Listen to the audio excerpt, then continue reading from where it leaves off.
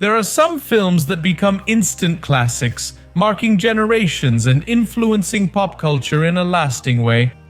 Star Wars is one of those cases, a space saga that started in 1977 and continues to this day, expanding its universe of films, series, books, games, and more. But do you know everything about Star Wars? I don't think so.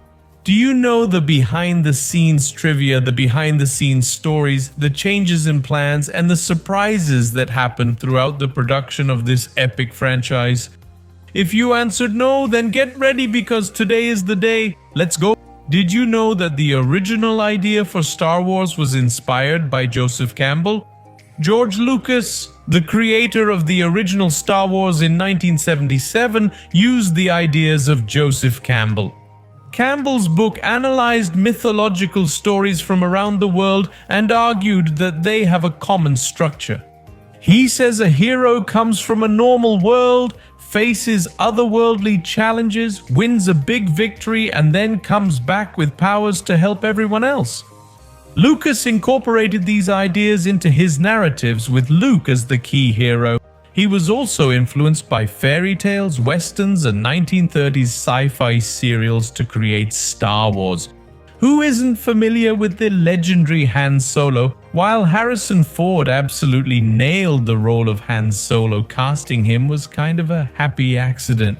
George Lucas was casting for Star Wars for 7 months and shared the process with his buddy Brian De Palma, who was casting for Carrie at the same time.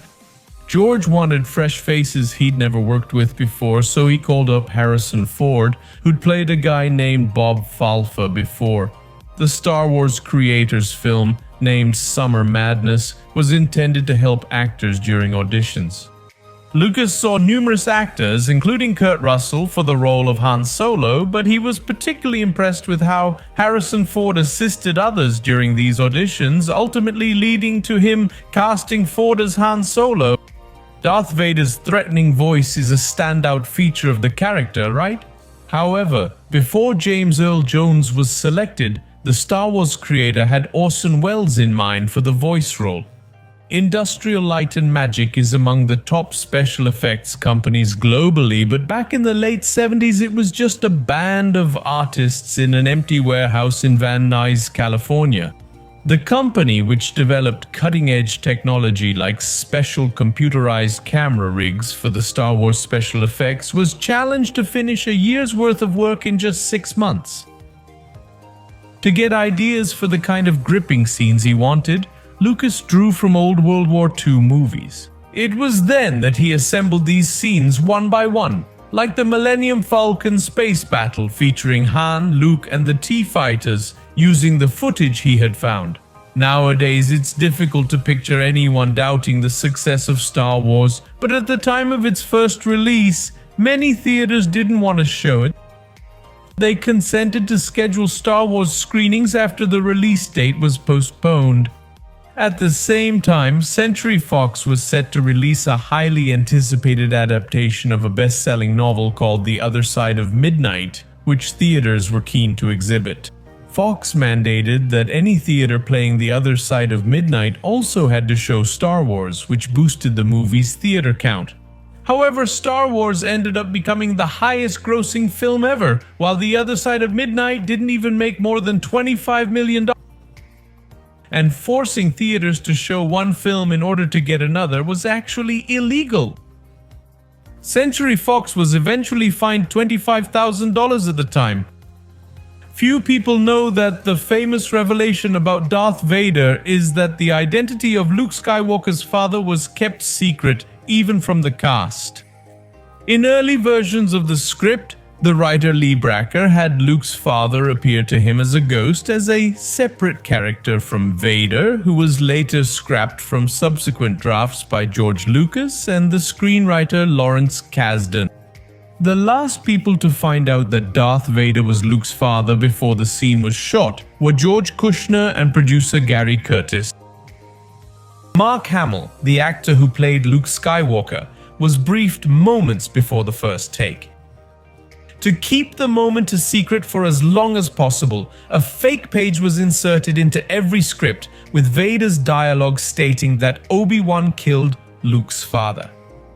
David Prowse, the actor under the Vader suit, even presented the dialogue Obi-Wan took his father's life during the takes, while Mark acted out the scene with full knowledge of the true lines.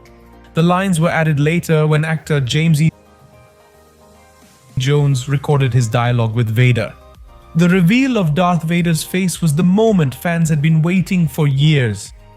When the time came, the audience finally got to that moment, and the face they saw was that of Sebastian Shaw. Shaw, who was primarily known as a British stage actor before making his cameo, wasn't the first person the filmmakers had in mind.